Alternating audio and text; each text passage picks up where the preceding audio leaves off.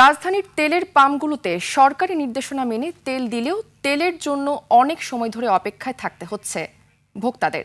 আজ সকালেও রাজধানীর পাম্পগুলোতে দেখা যায় এই দীর্ঘ লাইন। এতে ভোগান্তিতে পড়েছেন ভোক্তারা। তারা বলছেন ৩০০ টাকায় তেলে তাদের পোষাচ্ছে না। তাছাড়াও তারা বলছেন আগামীতে যেন এরকম সংকট তৈরি না হয় সেদিকে খেয়াল রাখতে হবে সরকারকে। এই সংকট মোকাবেলায় আজই ভারত থেকে দেশে আসছে ৫,০০০ টন জ্বালানি।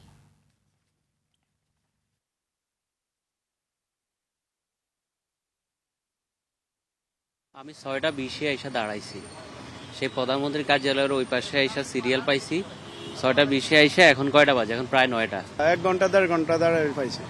এখন আমরা তো ওভার পাঠাও চালাই, আমাদের অন্তত ৪৫০-৫০০ টাকা তেল লাগে, এই আর কি। যদি সরকার এইদিকে দৃষ্টি দেয় আর কি। তো ২.৫ ঘন্টা লেগেছে আমার। আর গতকালকে নিয়েছিলাম প্রায় ৩.৫ ঘন্টা পরে। এখন আসলে এই পরিস্থিতি হলে তো মানুষের এত ভোগান্তি, আসলে বাংলাদেশের জন্য এটা একটা অকার্যকর।